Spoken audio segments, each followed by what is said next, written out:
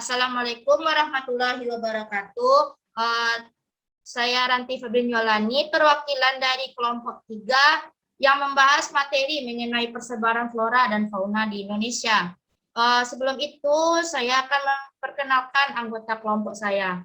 Yang pertama itu ada Azukruf Nadila Saleh, yang kedua ada Jan Prantasi Tepuh, yang ketiga Ranti Febrinyolani, dan keempat Rizela Zahira. Untuk pemateri yang pertama akan dijelaskan oleh Rizela Zahira. Kepada Rizela dipersilakan. Pengertian flora dan fauna. Flora adalah tanaman dan fauna adalah hewan. Sementara pengertian flora secara umum adalah segala jenis tumbuhan serta tanaman yang ada di muka bumi. Dan fauna secara umum adalah segala jenis hewan yang hidup di muka bumi. Flora endemik merupakan sekelompok jenis tumbuhan yang hidup pada suatu daerah tertentu. Ada flora Jawa, flora daerah Sumatera, flora endemik Kalimantan, dan lain-lain.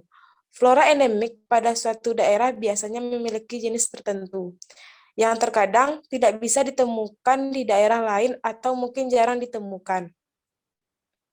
Hal ini dikarenakan pada setiap daerah memiliki tingkat kesuburan perbedaan iklim dan cuaca serta jenis tanah yang berbeda satu dengan yang lainnya. Flora endemik di Jawa contohnya adalah bunga melati. Flora endemik Papua adalah tanaman buah merah. Flora endemik daerah Sumatera adalah Rafflesia arnoldi atau bunga bangkai dan lain sebagainya. Tidak hanya pada flora, namun pada dunia hewan atau fauna juga memiliki kelompok yang berbeda pada setiap daerah. Contoh fauna endemik asli dari Papua adalah burung cendrawasih. Fauna asli dari Jawa adalah badak bercula 1, dan fauna asli dari Sumatera adalah harimau Sumatera. Fauna memiliki nama imbuhan geografi seperti hewan peralihan, hewan Asia, serta hewan Australia. Persebaran flora dan fauna. Di Indonesia, penyebaran flora dan fauna asli Indonesia dipengaruhi oleh beragam hal, seperti halnya aspek geografi. Para pakar zoologi berpendapat jika fauna di kawasan Indonesia memiliki tipe yang mirip dengan tipe fauna yang ada di Asia Tenggara atau Oriental. Sementara itu, fauna yang berada di kawasan Indonesia bagian timur memiliki kemiripan dengan fauna di benua Australia atau Australis. Di Indonesia, daerah persebaran fauna dibedakan menjadi 3 kawasan, yaitu Indonesia bagian barat, kawasan Indonesia bagian timur, serta kawasan peralihan atau wetlands. Sementara itu, persebaran fauna di Indonesia dipisahkan oleh garis Ledecker dan garis Weber. Fauna. Kawasan Indonesia bagian barat. Indonesia bagian barat meliputi Kalimantan, Sumatera, Jawa, dan Bali. Kawasan ini dibatasi oleh garis imajiner wetlands yang berada di antara Sulawesi dan Kalimantan, serta di antara Lombok dan Pulau Bali. Jenis fauna yang berasal di Indonesia bagian barat antara lain adalah leopard atau macan tutul, harimau, orangutan, gajah beruang madu, lutung, merah hijau, burung jalak Bali, wawau, banten, merah hijau, serta badak Jawa. Baik, terima kasih kepada Rizela. Untuk slide selanjutnya akan dibacakan oleh Azukruf Nadila Saleh. Kepada Azukruf Nadila Saleh dipersilakan. Baiklah, selanjutnya kawasan peralihan. Daerah yang meliputi kawasan ini adalah Sulawesi, Maluku, Sumbawa, Sumba, serta Lombok. Kawasan peralihan dibatasi oleh Desa Ledecker, berada di sebelah timur dan garis Wallach yang berada di sebelah barat. Di antara kedua garis pembatas ini, terdapat garis Weber sebagai garis keseimbangan yang terletak di sebelah timur Pulau Sulawesi. Jenis hewan yang berada di kawasan ini antara lain adalah kupu-kupu Sulawesi, kuskus, beruang, soa-soa, kakatua putih. burung kong, anoa, dataran rendah, ano pegunungan, komodo, dan lain-lain. Kawasan Indonesia bagian timur, kawasan ini dibatasi oleh garis Lydekker yang meliputi Papua, serta pulau-pulau kecil yang berada di sekitarnya. Jenis fauna yang menghuni kawasan ini antara lain adalah kupu-kupu sayap burung, burung cendrawasih ekor pilah, walabi kecil, kasturi raja, ular sanca hijau, burung kasuari gelambir, ganda, serta burung kakatua raja. Oke, yang flora, adapun persebaran flora di Indonesia, bagian barat, timur, dan tengah, terbagi 3. Yang pertama, flora bagian barat. Itu flora bagian barat memiliki jenis tumbuhan yang sangat beragam dan memiliki kawasan mangrove yang banyak di sekitar pantai. Hutan pada kawasan bagian barat ini selalu hijau dengan jenis kayu yang memiliki banyak manfaat bagi manusia. Yang kedua, flora bagian timur. Ciri flora yang terdapat di bagian timur adalah memiliki kemiripan dengan flora yang terdapat di benua Australia. Selain itu, persebaran flora yang berada di timur lebih banyak tumbuh semak dan belukarnya.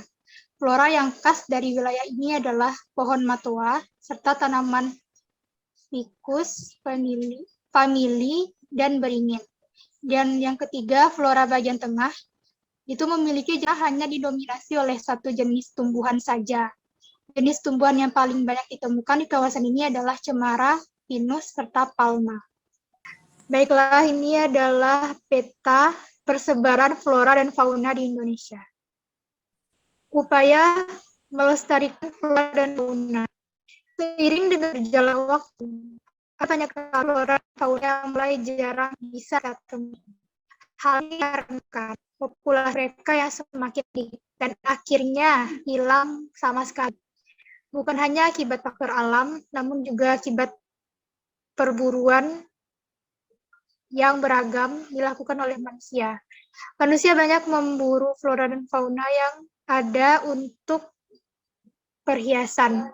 Bukan hanya itu, namun banyak yang melakukan pengrusakan habitat tempat tinggal flora maupun fauna, sehingga dibutuhkan cara melestarikan flora dan fauna dalam melakukan upaya pencegahan supaya flora dan fauna tidak mengalami kepunahan. Maka diperlukan upaya-upaya sebagai berikut. Terima kasih kepada Azokov Nadila. Selanjutnya akan dibacakan oleh Jan Prantastiapu. Kepada Jan Pranta dipersilakan. Upaya-upaya yang diperlukan dalam mencegah kepunahan flora dan fauna yaitu yang pertama, bangun tempat-tempat yang berguna untuk menjaga kelestarian alam supaya perkembangan flora dan fauna tidak terganggu.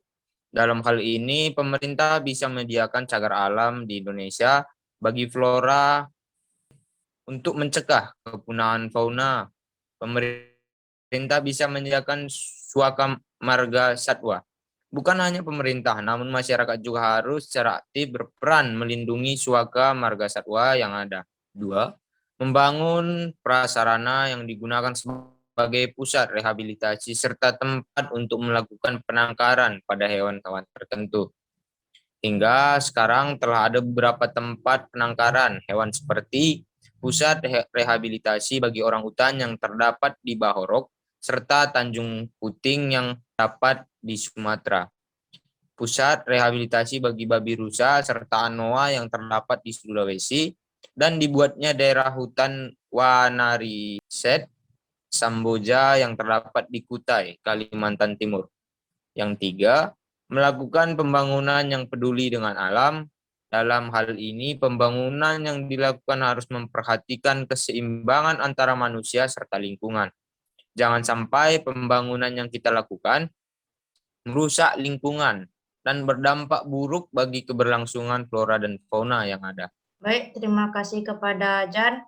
Slide terakhir yang dibacakan oleh saya sendiri yaitu yang kelima, upaya-upaya melakukan pelestarian, usaha dan menjaga kelestarian hutan seperti melakukan sistem tebang pilih, mencegah pencurian kayu, serta mencegah terjadinya penebangan hutan secara liar. Yang ketiga, memperbaiki kondisi lingkungan hutan. Yang keempat, melakukan reboisasi supaya hutan bisa kembali hijau. Yang keenam, melestarikan hewan dengan cara pertama, melindungi hewan dari perburuan liar serta pembunuhan. Yang kedua, mengembalikan hewan ke habitatnya yang semula.